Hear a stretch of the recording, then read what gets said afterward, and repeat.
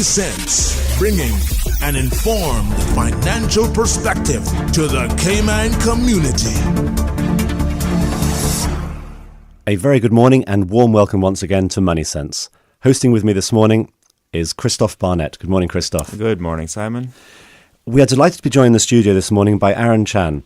Aaron is a self-described contrarian analyst who runs his own media podcast called Adventures in Finance and is therefore a veritable financial media personality. And I can prove that because he has something like 24,000 Twitter followers and we have about 54. So he's clearly doing a lot better than we are in terms of social media presence. Aaron is a former JP Morgan investment banking analyst and lives and works right here in Cayman with a company on Ireland called Real Vision. We are today revising the topic of pensions. Now, pensions is a very important and crucial topic, and it's personal and personal to my heart in terms of the importance of it.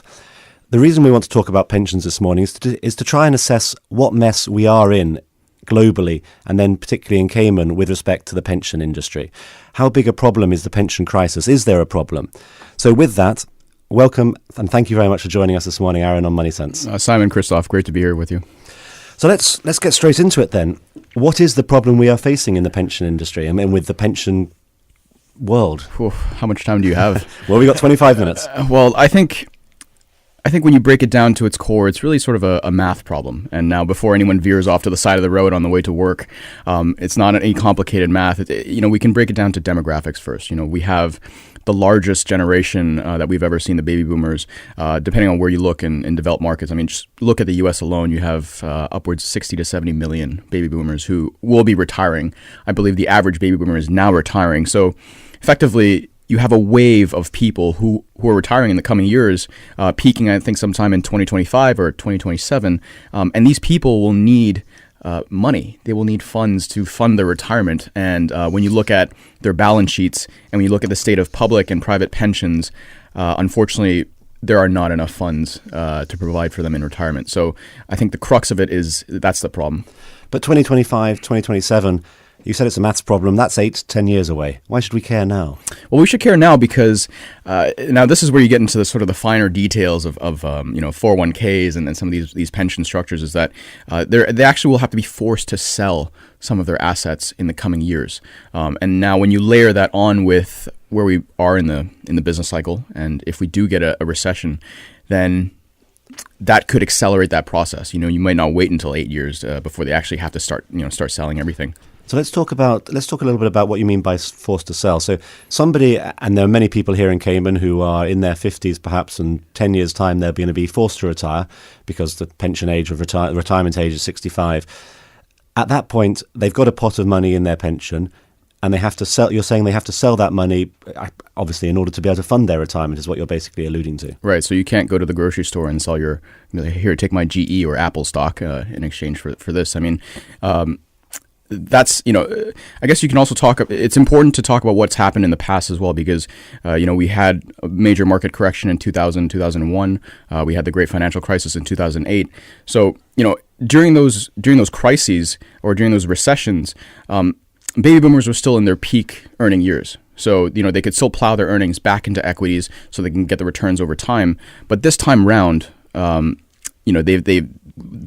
retirement kind of looming over the horizon, more baby boomers are actually entering back into the workforce because, they see they don't have enough money to retire. So they've piled back into equities, and equities represent some of the largest holdings in their portfolios, which they'll ultimately have to sell if they want to, pay for the retirement. The argument I'm hearing you make then is that over the last 15, 20, 25 years, as individuals have generally increased their increased their savings, by that I mean increased their exposure to the equity markets, that has been a cause of equity market performance. So all the money that's gone in from people who have been forced to invest in equities because they've been buying pensions. Now, that's the case here in Cayman, it's the case in the States, case in the UK, in most countries of the world, governments have forced people to save. Your argument, I think, is alluding to the fact that that's actually been a force of rising equity markets.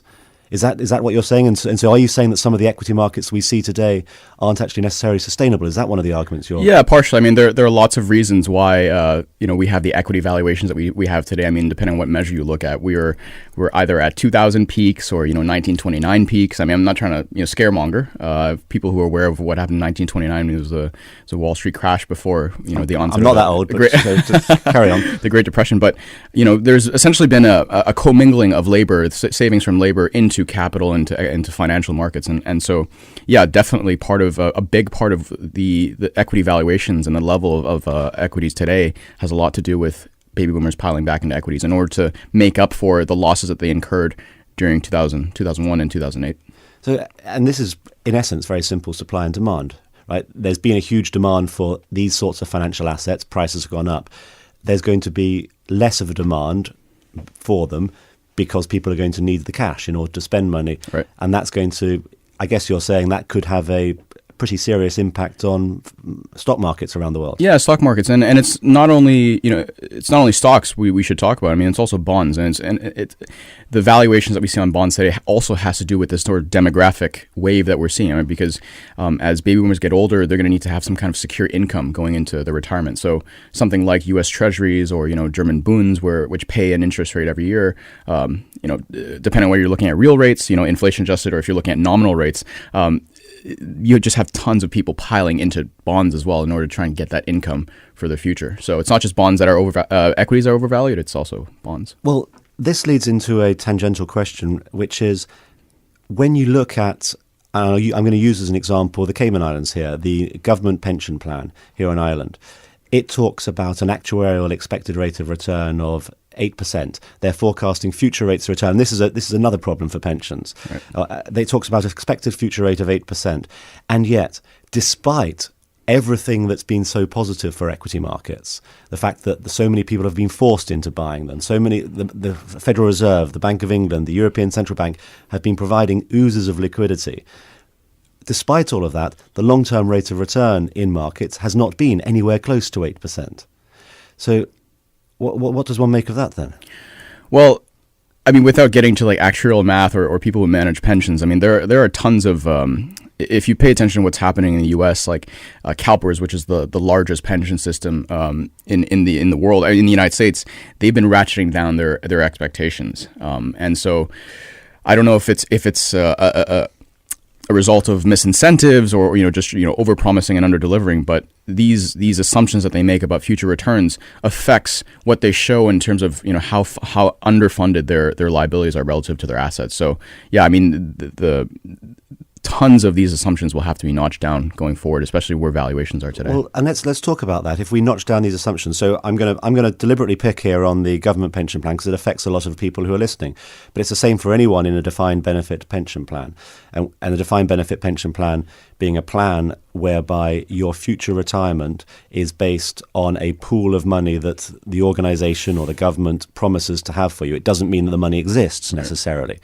So if there is a expectation that the future rates of returns are going to be 8% and the future rates of returns are not anywhere close to 8%, what does that mean for an investor? What's the problem we're talking about? Well, I think there are some case studies you can already look at. And I apologize to listeners if I'm taking sort of a more like North American or U.S. centric approach with this, but this is where it's already playing out. Last year, the Dallas pension system, police and firefighter pension system, essentially saw a run on their deposits, and pensioners were going and basically taking their pensions out to the point where they had to stop all those withdrawals because the pensioners understood sort of the situation that we're talking about right now, where what they've put in, they're not going to get out. So the practical takeaway for this for investors is that I think you need to think about the assets that pensions are holding, and then as more and more people realize that what they paid in, they're not going to get out, then pensions around the world, well, not around the world, but like in developed countries, will have to start selling off some of their liquid assets, i.e. bonds, possibly even stocks, in order to pay for these withdrawals.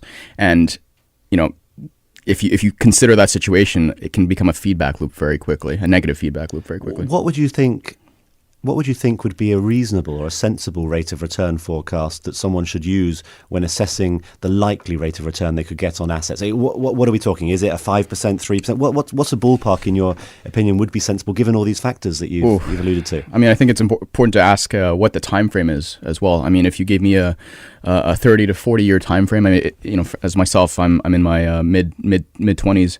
I think a 30 year, if you're looking at a 30-year time horizon, then maybe you can look at expect something in the high single to low double digits, but low teens.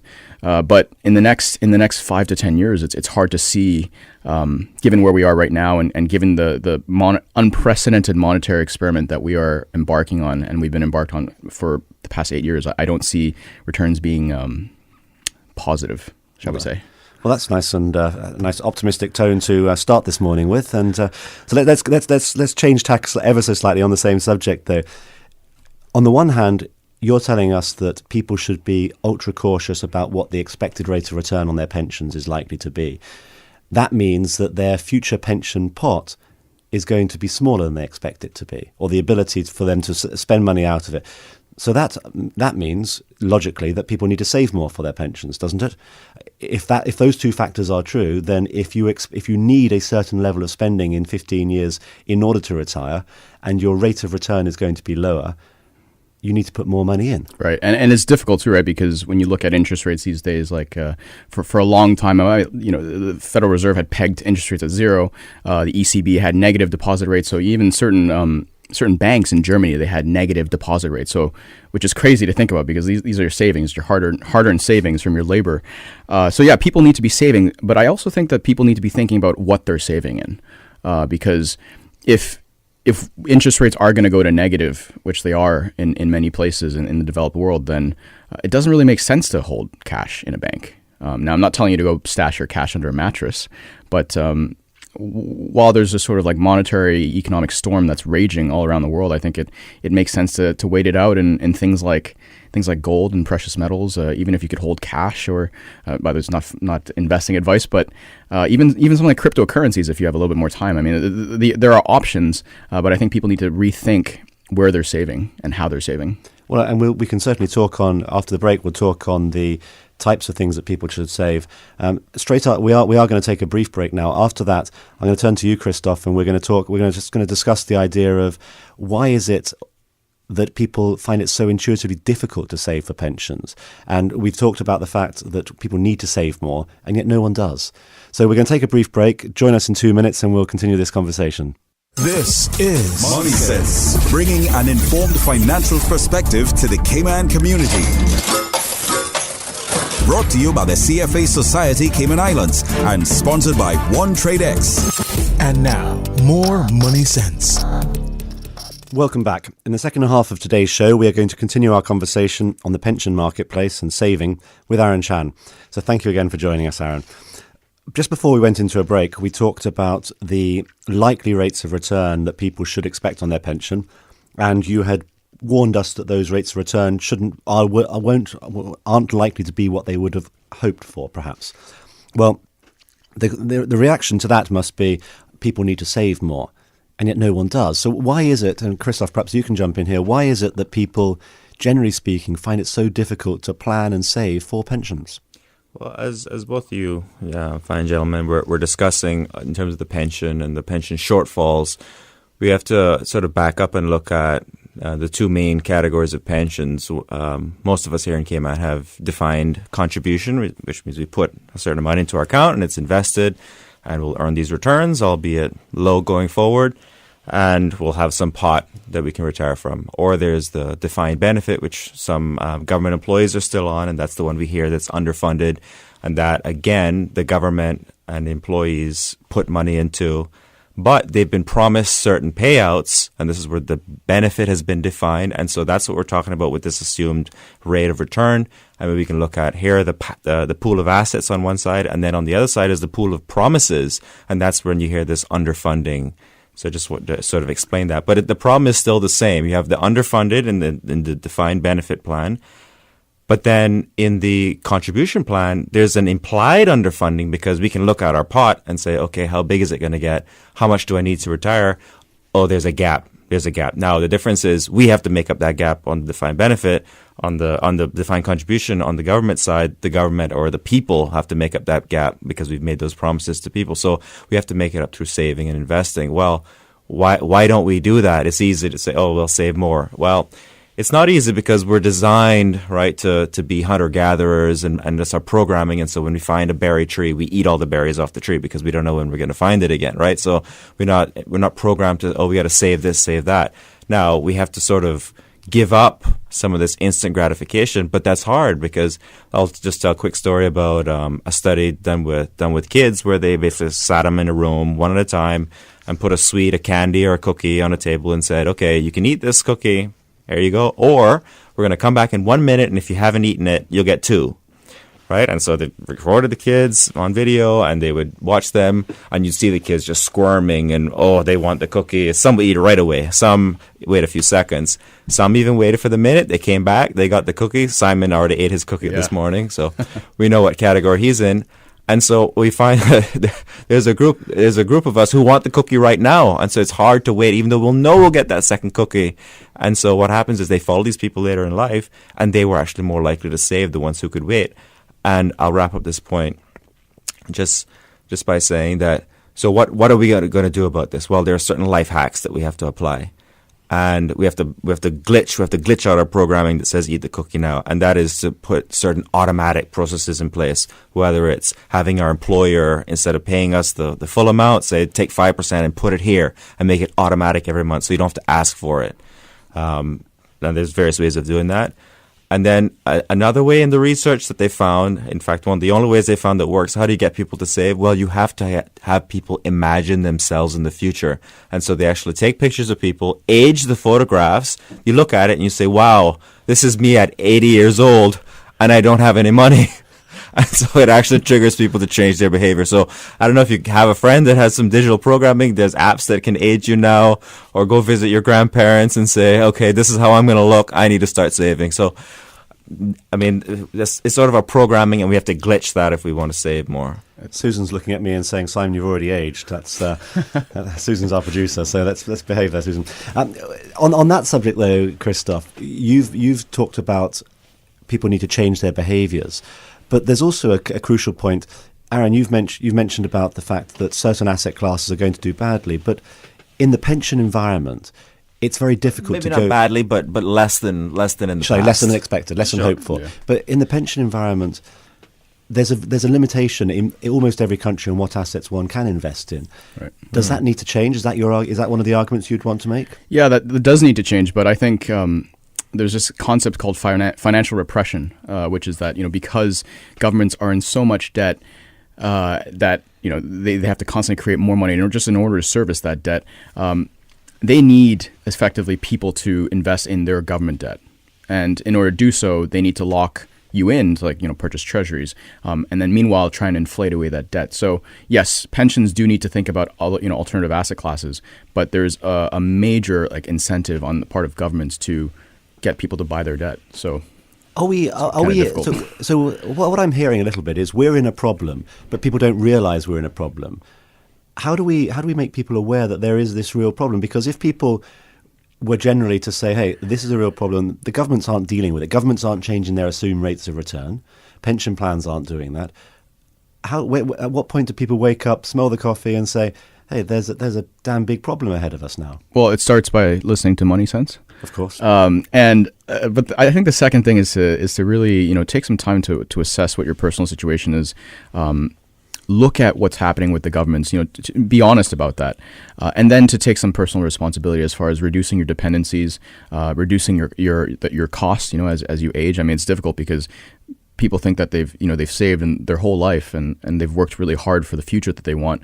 But I think an honest and realistic reassessment. I mean, I've had to have some tough conversations with my parents about some of the stuff too. I mean, they've saved a lot as well, but telling people that, look, that house you want in Florida, that's maybe not going to happen. Like maybe you get a house in the country somewhere, so I think a level of personal responsibility and awareness I think will go a long way. It's a little bit of a flippant comment I'll make here, but if one had $1 million in your pension plan and were to actuarially, most people should expect after retirement to live for another 15, 20 years, let's say 20 years.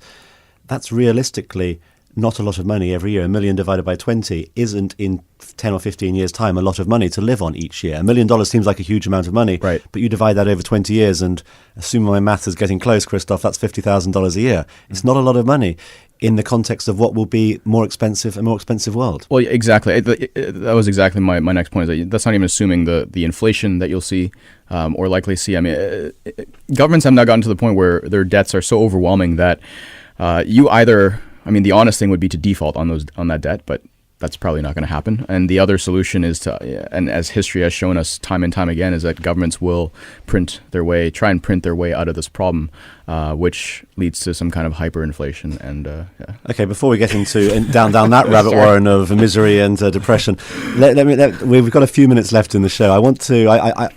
We were talking before the show about millennials, and you're in your 20s, which I think makes you a millennial. I'm too old to know what a millennial really is. Yeah. Anyone who's listening who has kids, or anyone of your age, is it all doom and gloom? Should they just think about just giving up now? What is the optimism? Where is the optimistic story here? Yeah, no. I mean, I think you can go back to that when you asked me, like, what is the expected rate of return? And I asked you, well, what's the time frame? And I think if you look at it over a longer period of time, it is optimistic, but it's optimistic only if you can prepare.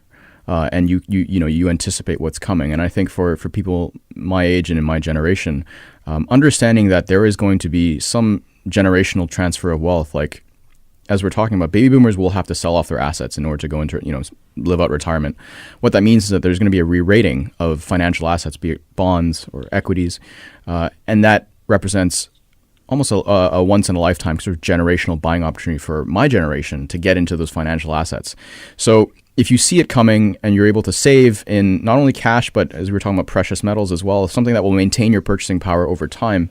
And then when you get that fat pitch in the future, when equities and bonds are, at more reasonable valuations, that's when you can step in as like a value investor, as what Warren Buffett would do. You buy when everyone is fearful, and you're, So I think I see that kind of opportunity coming, but you have to prepare for it and you have to save. And I know it's difficult because there's so many people in my generation that they have student debt, crippling student debt, and it's difficult to think about even saving for retirement or think about retirement, let alone at this point in time. So I think that is the opportunity, but it requires preparation. I guess there's one point about the design of pensions is, and everyone who listens to this will have a pension and will be familiar with it, which is that you are forced to save a small amount of money. It should be a larger amount, in my humble opinion, but you're forced to save an amount of money each month. Now, people then worry, well, when this correction happens and equities go down 15% or 20% or bonds go down, the money I've saved up to this date is suddenly worth less, worth less, not worthless, is worth less money, right? That's true, but equally, if you force yourself to save through the good and the bad times in markets, during the bad times, your accumulated pot of money will then be worth a lot more when things recover. So that's something that I think people often worry about. They say, well, if I save now, then things go down. Well, no one can ever predict the bottom of a market. That's an important point, isn't it? Yeah, absolutely. I'm not trying to tell people to pick the bottom of a market, but right now things are just so expensive, and you have to give yourself the opportunity to buy something on the cheap, because ultimately, if you look at it on a long period of time, where returns come from is essentially you need to buy assets on the cheap. So saving into a recession, I mean, it's difficult because when you see equity markets going up, you're like, I don't want to miss out on this party. But I think trying to understand the broader context, which is what we're trying to discuss here, and if you look at history, there is that opportunity coming up. You just have to be prepared. Fair enough. Now, talking of that, there's one point which I've been discussing with a couple of people of late, which is that about the forced saving nature of things. There's been a huge amount of controversy on the island about some of the changes to the pension law, and one of those is the ability of people to no longer be able to take their money out of their pension if they leave the island. And as an editorial sort of comment on my part, I think people need to realise that that's designed for them. The fact that you can't take your money out of a pension, you can transfer it to a foreign pension somewhere else. But the idea is everyone retires. Whether you retire on this island or retire somewhere else, you still will retire and you still will need savings. So for those people who are listening who have disagreements with the policy the government's introduced, and there are many reasons to be disagreeable about some of the policies government's introduced. But in this particular area, where the government is forcing people to keep in a pension whether they stay or leave the island, that actually goes to the point that Aaron's been making, which is one needs to be saving each and every month for the whole of one's life in order to have any chance of having a pension which is going to be worth anything in the future. And it's still their money, right? It's this sort of this implication that, I can't get my money anymore. No, it's still your money. It's just being held for you for retirement. And so unless you assume that you're not going to make it to 60 or somehow you're not going to need the funds, like it is their money and it's being held in trust. Very fair point. And thank you for that, Christoph. Aaron and Christoph, I'm afraid this morning our time is up once again. It does go awfully quickly, but so thank you very much, Aaron, for joining us. It's been a real pleasure speaking with you and having you on the show this morning. Yeah, pleasure to be here. Great stuff. As a final note, before we leave, as I always do, I wish once again to thank every one of our listeners and remind you that today's show will be able to be heard as a podcast on the CFA Society Cayman Islands webpage, and encourage anyone who has a question or topic they wish us to cover to either email us at moneysense@candw.ky, or for those who are millennials or more advanced in the world of technology than perhaps myself, you can tweet us your questions at MoneySense Radio. Be sure to follow us and post any questions you have there, and we will do our very best to figure out how to log on. With that, once again, thank you very much, everybody. Goodbye, and please do tune into MoneySense in 2 weeks' time. MoneySense is brought to you with the support of OneTradeX. OneTradeX, the Cayman Islands' #1 choice for online brokerage.